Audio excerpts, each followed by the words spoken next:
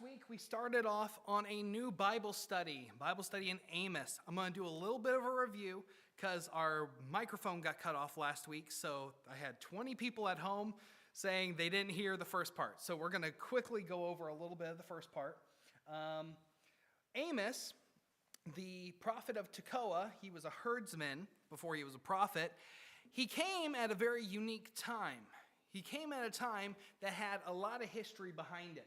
Around 760 BC, northern kingdom of Israel, and he stands at Bethel, but he goes after their worship. He wasn't just proclaiming against the heathen nation, although they were acting like heathens. These were people who genuinely believed that they were worshiping God. Why? Because the leadership of the country had told them, this is the Lord God of Israel. But what he says is, God hates your feast days. Your music is noise. And these people were wondering, what is he talking about? We're in church every time the doors are open. But the truth starts long before we get to the book of Amos. It can be very confusing just to jump in and say, what's going on? It starts before that in 1 Kings. So we started out in 1 Kings 11 and 12. And this was what we called the high point of the Old Testament. This was the height of King Solomon. And during the height of King Solomon, there was so much wealth and so many good things going on. 40 years on the throne, 20 years building the two houses, that's the palace and the temple. And then we have 666 talents of gold in 1 year, which that is an extreme amount of money. That is roughly 25 tons of gold per year, and this is besides trade. But then we also see that they are so wealthy and so rich that there is zero value even placed on silver. It's common. It is something that they don't mind throwing away. There's no value put on it. So what takes them from the highest point of the kingdom, the highest point in the Old Testament, and takes them to the lowest point? And quite frankly, very quickly. It all started with the wisest man in the Bible, Solomon, making a very unwise decision. Before there was a divided kingdom, there was a divided heart. And we see in 1 Kings chapter 11, verse 1, that's where we're going to start. We're just going to do a quick review here before we get back to where we were. But King Solomon loved many strange women, together with the daughters of Pharaoh, women of the Moabites, Ammonites, Edomites, Zidonians, and Hittites, of the nations concerning which the Lord said unto the children of Israel, Ye shall not go into them, neither shall they come in unto you, for surely they will turn away your heart after their gods. And then here's where it all changed. Solomon clave unto these in love, and had 700 wives, princesses, and 300 concubines, and his wives turned away his heart. Basically what happened was he got so carried away with the growth of his country that many attribute these marriages to treaties. A treaty comes along, you're making a treaty with a foreign nation, you marry the princess, and with that princess, yes, it comes peace, but also comes her gods. And so Solomon didn't just wake up one day and say, hey, I'm going to make a giant temple to Molech. I'm going to make giant temples to Chemosh. He didn't go one day from building the temple of God to building the temple for children's sacrifice. It started slowly. And it started when he clave to them in love. And it was 700 wives, 300 concubines, 1,000 women turned his heart. He stuck fast to them. He held on. And we see the progression here was he loved them. He clave to them. His heart turned. And then he built the altars. It didn't happen overnight. But God had already warned him, Solomon, this will happen. If you cleave to these women in love, if you go to these foreign nations and take the wives, they will turn away your heart. And that's what happens here. Let me jump ahead on the slides a little bit here. God gave them a warning. Let's see here. Let me go to this verse right here. We'll start here. For it came past when Solomon was old that his wives turned away his heart after other gods. Let's keep in mind, this was after his success as king. This was after the temple. This was after the palaces. This was after the chariot cities. This was after the great things he had done for God, the great things he had done for the nation. It was when he should have known better that he came to the most foolish decision and point of his life. And he went deeper into it, and it led him farther away. And God appeared unto him twice, once in Gibeon in chapter 3, when Solomon asked for wisdom, and then once when the temple was completed, and God specifically warned him against this very thing. But yet he decided, I am still going to do it. He made the decision. The kingdom will be rent from him. That's God's words. Kingdom will be rent from you. But it was his doing. If he had followed God's will, if he had followed what God had said, we wouldn't have been at this point. But because of Solomon's own foolishness, it is going to be taken from him. A lot of people will put the blame totally on Rehoboam, the foolish son. Well, no, back up. God said that he was taking the kingdom away in Solomon's time. He said he'll wait for his son, but that curse, that promise that came from God that he's going to take away the nation from Solomon, it came during Solomon's time. But there are three conditions here. Let me find this. There are three conditions. For David my servant's sake. Wherefore the Lord said to Solomon, verse 11 through 13, for as much as this is done of thee, and thou hast not kept my covenant and my statutes which I have commanded thee, I will surely rend the kingdom from thee, and will give it to thy servant. Notwithstanding, in thy days, I will not do it for David thy father's sake, but will rend it out of the hand of thy son. Howbeit I will not rend away all the kingdom, but I'll give one tribe to thy son for David my servant's sake. There are three conditions that are given here. The first one is, in thy days I will not do it. Solomon, you will keep the kingdom until you are dead. You will keep the kingdom. But it is going to be taken from your son. In number 2, it says, I will not rend away all the kingdom. A piece will stay with the family of David. And then the third thing was, one tribe to thy son, the house of David, is going to keep going. Now that one tribe is what we know as the tribe of Judah. We looked at it last week, how the tribe of Judah is an unusual tribe because it's a conglomeration of several other tribes. We have part of Benjamin that was attached to Judah, and they moved down to the one tribe of Judah. We had Simeon, who was already inside the tribe of Judah. Their land was there. Most of them ended up staying there in Judah. We have Levi, who had no land, but they went where the Lord was. And they went down to the southern tribe of Judah. So when we say Judah, it was a conglomeration of other people who came and joined this landmass, this area that they called Judah. And that's why we have the one tribe. We had some promises that was made to David. David had been in the grave for about 40 years at this time. God told him his throne will be established forever, though.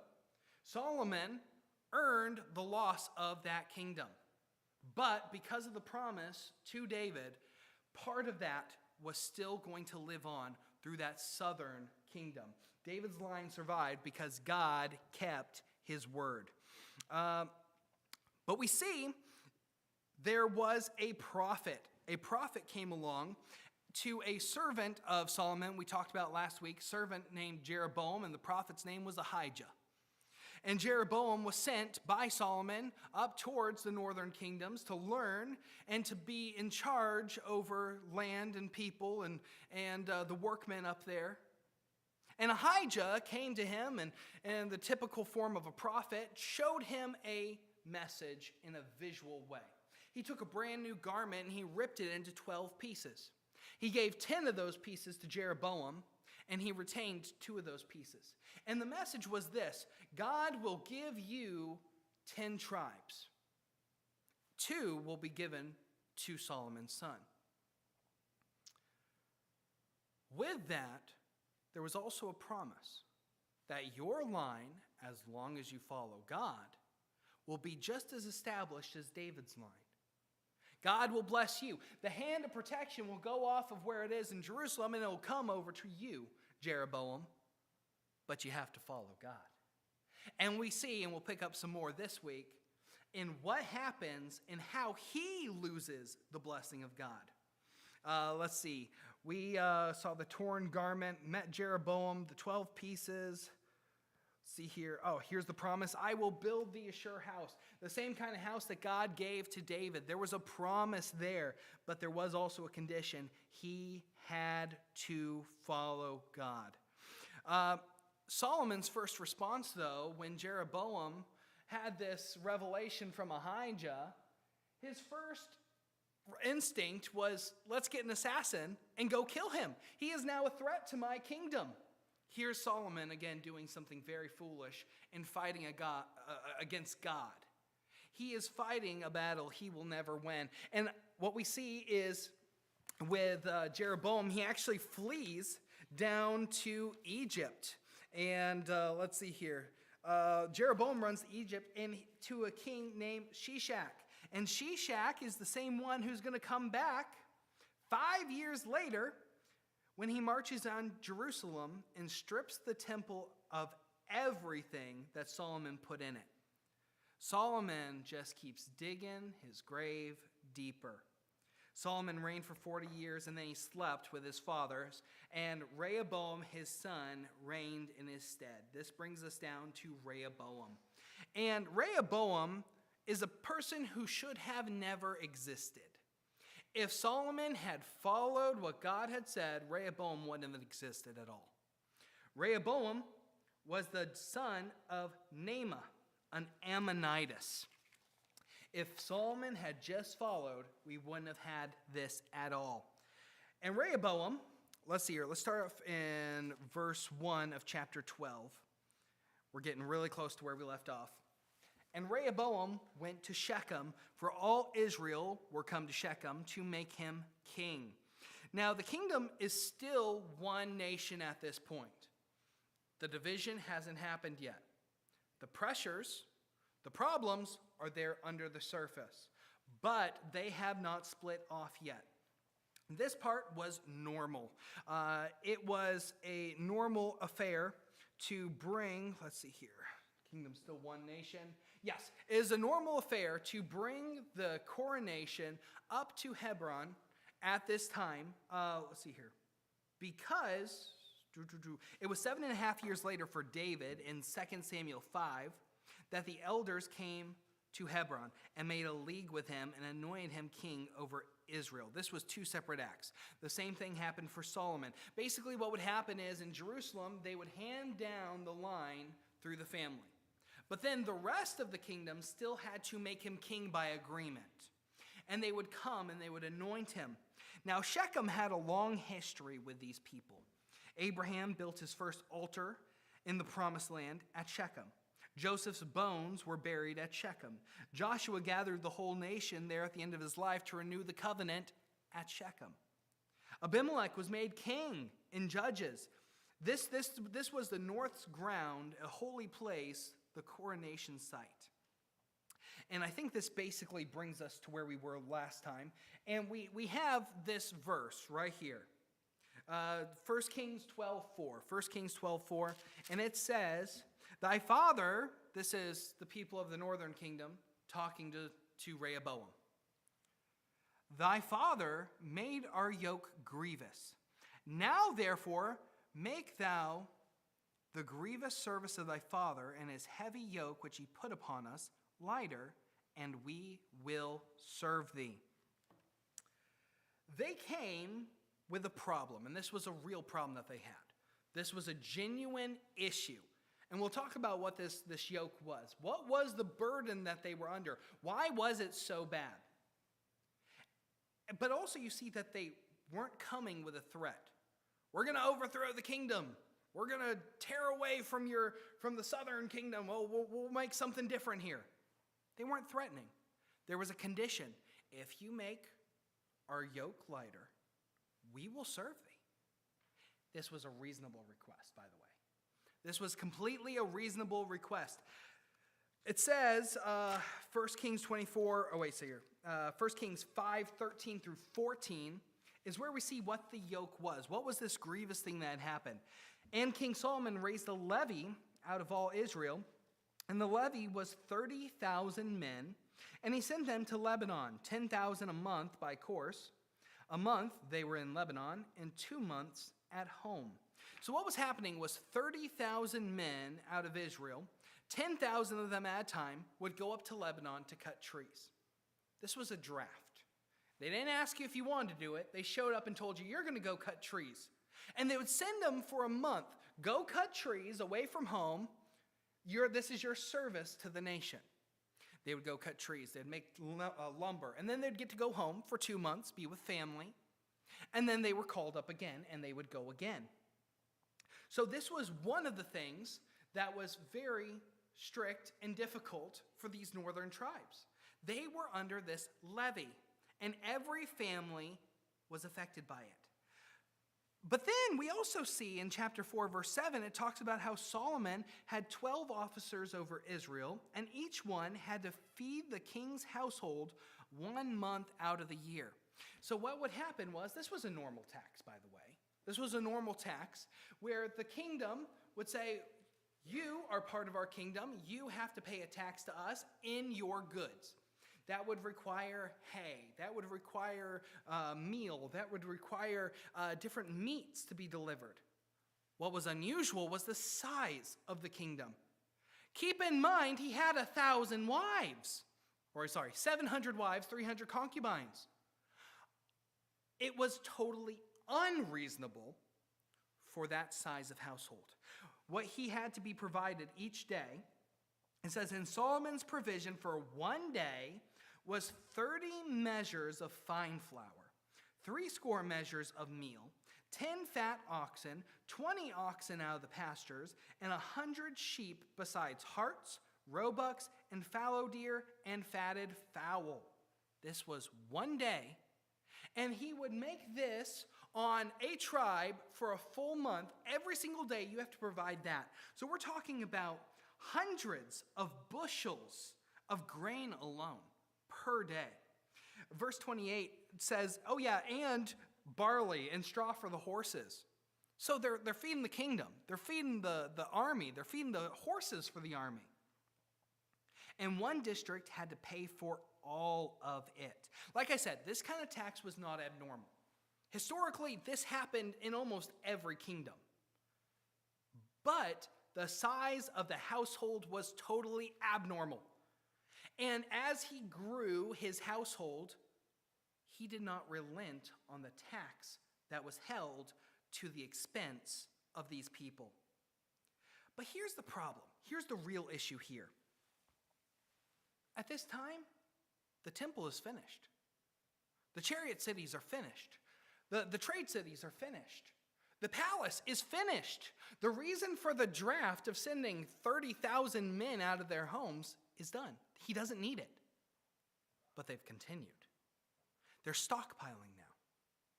And then the tax, the levy, all Solomon has done is just gain more people in the palace. And that tax was never lightened. This is a real problem. In fact, we see in 1 Samuel, Samuel mentions this would happen. He predicts that it will happen. He said, this will be the manner of the king that shall reign over you. Remember, he was telling him, you don't want a king. You're not going to like it. One day, you're going to really regret this. And this is it. He says, he will take your sons and appoint them for himself. Yeah, send them out on a draft to go cut wood. You're not going to see them very often.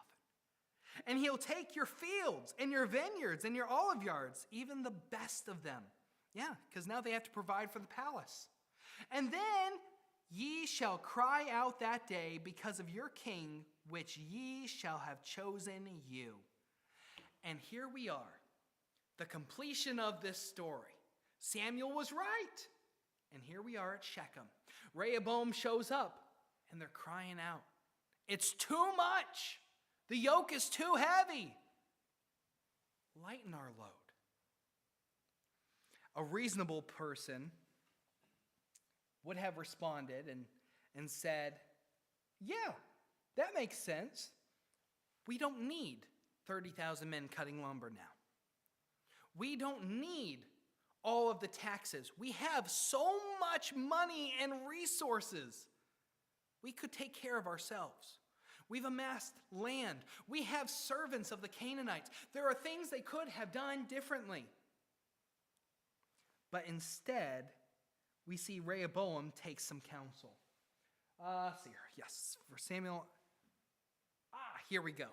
This is where things get good. And Rehoboam consulted with the old men that stood before Solomon his father while he yet lived, and said, "How do ye advise that I may answer this people?" Let's see here. That's not the verse on the screen, but that's okay. It's the next verse. That I may advise, I may answer this people. And they spake unto him, saying, If thou wilt be a servant unto this people this day, and wilt serve them, and answer them, and speak good words to them, then they will be thy servants forever. This is the advice of the old men, the wise men who stood in Solomon's court. The man who was supposed to be the wisest in the world. These were the people who gave him more wisdom. They had seen what had happened over the years, what it cost the people to pay these taxes, what it cost the people to send their sons out to the forests of Lebanon. They knew. Rehoboam didn't. He lived in a bubble in the palace. He didn't see the hardships that happened. But these wise men, this was the right verse. If thou wilt be a servant unto this people this day, and wilt serve them, and answer them, and speak good words to them, then they will be thy servants forever. The answer was simple. You can release some of the burden. It's okay. The kingdom will still be okay. It's the wise thing to do. But Rehoboam already had an answer in his head. He already had an answer, and he went for a different kind of counsel. And we see that there's two different kinds of counsel here. 1 Kings 12:8. But he forsook the counsel of the old men, which they had given him, and consulted with the young men that were grown up with him, and which stood before him. Now, I've heard it preached before, and we tend to picture Rehoboam like a angsty teenager. He wasn't. He was 41 years old. This was a grown man. He knew better. But what he did, instead of going to other older men who knew better, he went to the young men who grew up with him. Remember, grew up in a bubble. He didn't see the things that happened. They didn't know the things that were happening. They never had to haul lumber. They never had to pay the taxes. They grew up in the palace. And you know what they said? We don't like the fact that we're going to be getting less. No. Make it heavier. Make it more. And here's what he said. Thus shalt thou say unto them, this is 1 Kings 12:10, my little finger shall be thicker than my father's loins, and now whereas my father did lade you with a heavy yoke, I will add to your yoke. My father hath chastised you with whips, but I will chastise you with scorpions. What he is saying is, my weakest part, my little finger, is stronger than my father's core of strength. I am going to be the ruler. I am going to come down on you hard. And also this idea of scorpions, he wasn't throwing scorpions at them. During this time, it was literally a whip with some sharp device tooled into it. A stone, a nail, glass. And so what he's saying is, you dare defy me? I am going to hurt you more than my father did. I'm going to give you more of a burden. Don't question my authority. Wrong answer. Big time wrong answer. The counsel that he asked was not wise counsel. And having worked with teenagers for so many years, I've heard this line many times. I sought wise counsel and that's usually when they describe something that they should not be doing at all. You didn't seek wise counsel. You talked to your best friend on Instagram. You did not seek wise counsel. You should look to people who have been through it before, people who are following God, people who are older than you. That is where wisdom is, not the young men who grew up in the same situation who are just going to agree with you. And that's what Rehoboam did. There was two different kinds of counsel here. First kind of counsel, stood in Solomon's court the whole reign. They collected the taxes themselves, so they knew what those taxes would cost. Serve them today, and they will serve you forever. That's their advice. Wisdom in what they said. He wouldn't have lost the kingdom if he had just followed this instruction.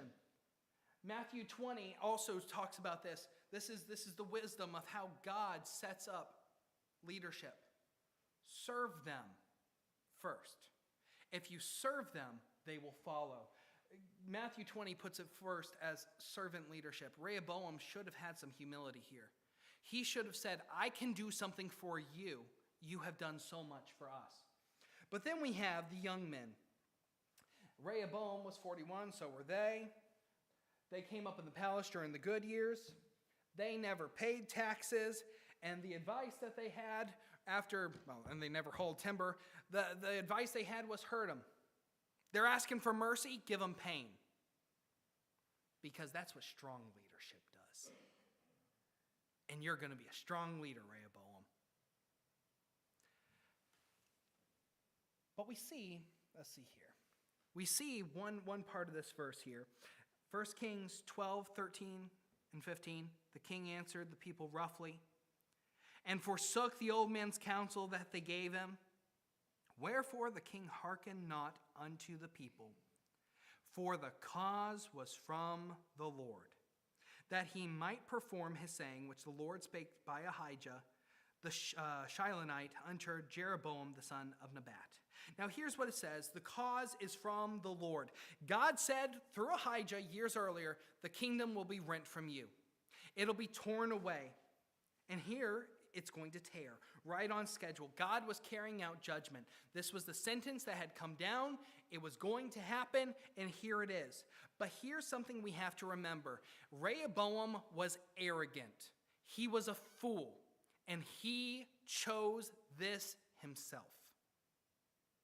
Yes, God allowed it to happen. Yes, God foresaw this happening. Yes, God said this would happen, but it was Rehoboam's choice that brought him to here. Just like Solomon before him, every choice that Solomon made brought them to this point.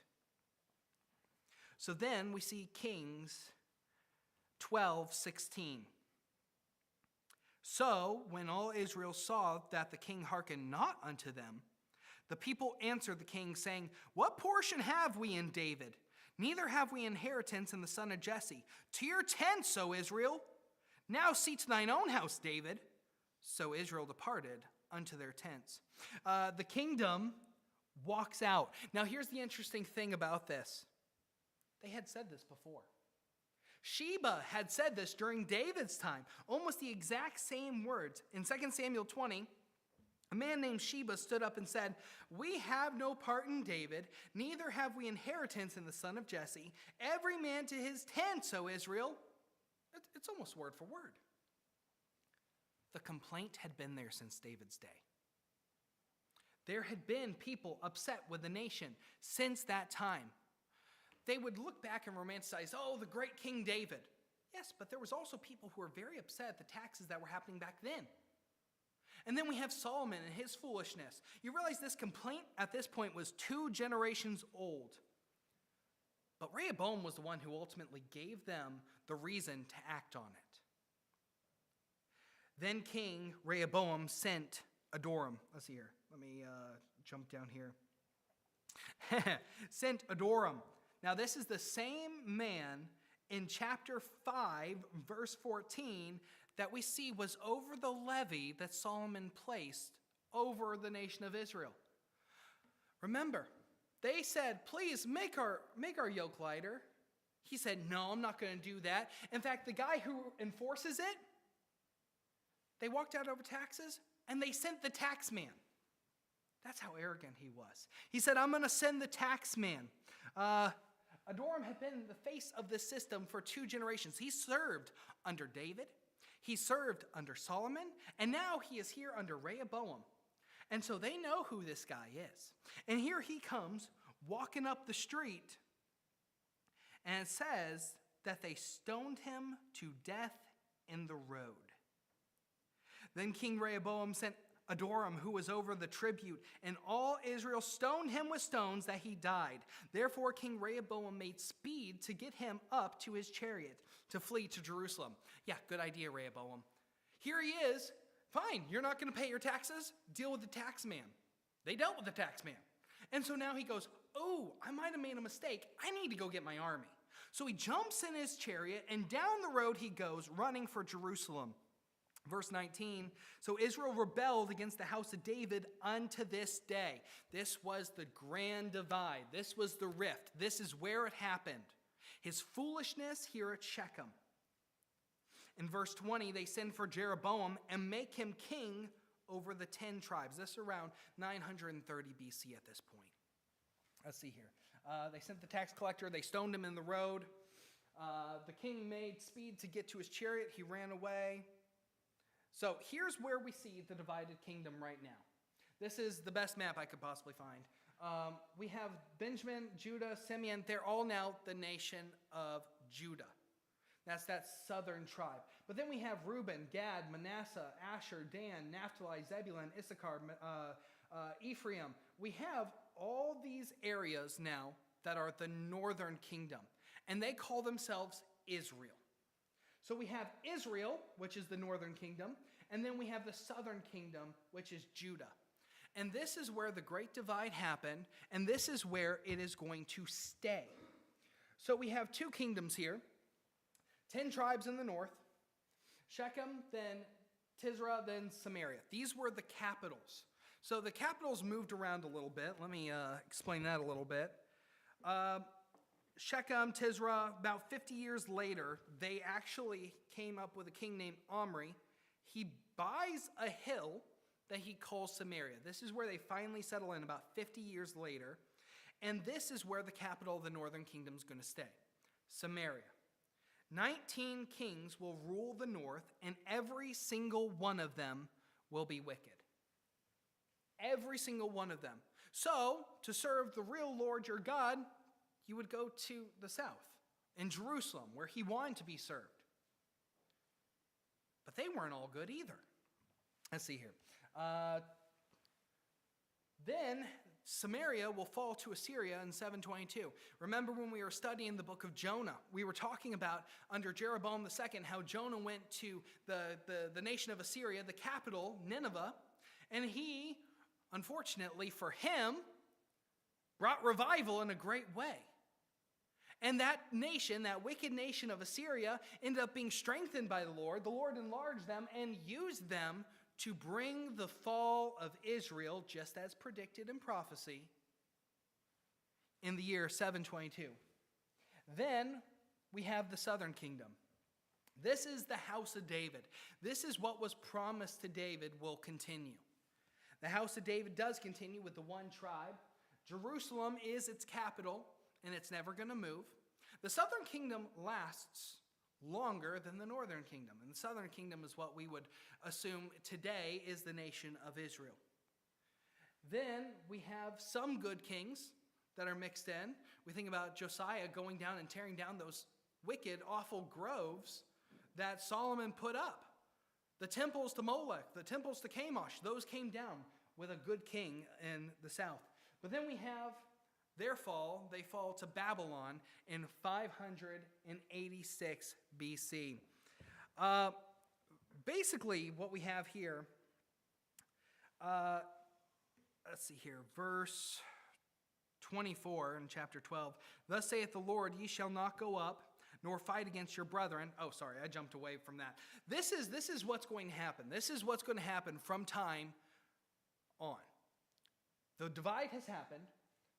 They will fall in 722. They will fall in 586. There is no repairing this kingdom. It is destroyed, it is broken, and it is taken away. Rehoboam has a choice to make here. Remember, he's still running for his life down to Jerusalem to go get his army. Thus saith the Lord, ye shall not go up, nor fight against your brethren, the children of Israel. Return every man to his house, for this thing is from me. They hearkened therefore to the word of the Lord, and returned to depart according to the word of the Lord. Rehoboam went back to Jerusalem, raised an army. He's going to take the kingdom back by force. Remember, he's a big man. He's going to scourge them with scorpions. He's going to make their yoke even heavier. He has to make his point now. But the Lord interferes. He sends a man named Shemaiah, and the message is simple. This thing is from me. The division came from me. You earned it, Rehoboam, you and your foolishness. But God's drawing a line saying, you're fighting them, you're fighting me. And they obeyed. The first wise thing I think Rehoboam ever does. And they obeyed. The army that's assembled turns around and goes home. Rehoboam acknowledged that some losses did come at the hand of the Lord, and he could not undo it. Now, this brings us to the point that Amos is going to come on scene and many years later, but what he is preaching against is what happens right now in the northern kingdom. In the northern kingdom, King Jeroboam, who, remember, he was promised that his house will be established just like David. But he makes a decision that is going to lose him the kingdom. And we see it in two calves. 1 Kings 12:26, and Jeroboam said in his heart, now shall the kingdom return to the house of David. Fear started to set in on the heart of Jeroboam. He started to worry. He started to feel like, I'm going to lose this thing. The kingdom's with me now, but they're going to go back. And they have to go down to Jerusalem for their holy observances of feasts and worship. So he comes up with a plan. If this people go up to do sacrifice in the house of the Lord at Jerusalem, then shall the heart of this people turn again unto their Lord, and even unto Rehoboam, king of Judah. Remember, his priorities are way out of whack here. Did you hear that?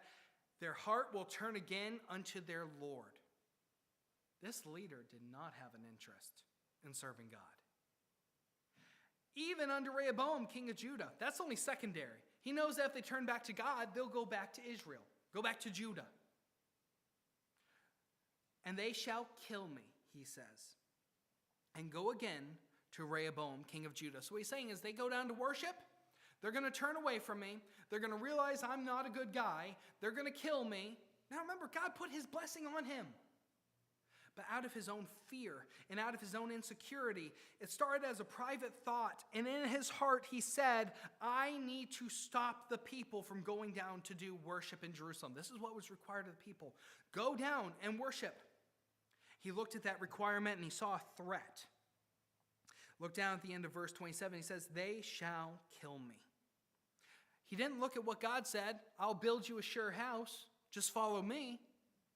Instead, he says, they're going to kill me. I'm afraid. So what he does is he takes counsel. He takes counsel. Yet again, Rehoboam takes bad counsel. Jeroboam takes bad counsel. Whereupon the king took counsel and made 2 calves of gold. And this is the despicable part right here.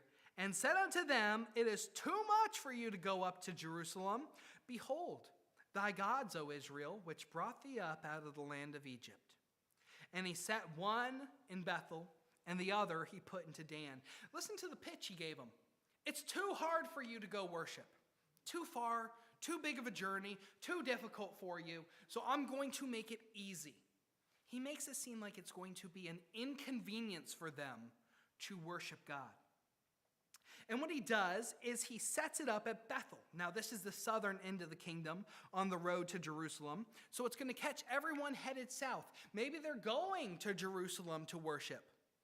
Well, they have to walk right past his temple, where everyone's saying they're worshiping the Lord God of Israel.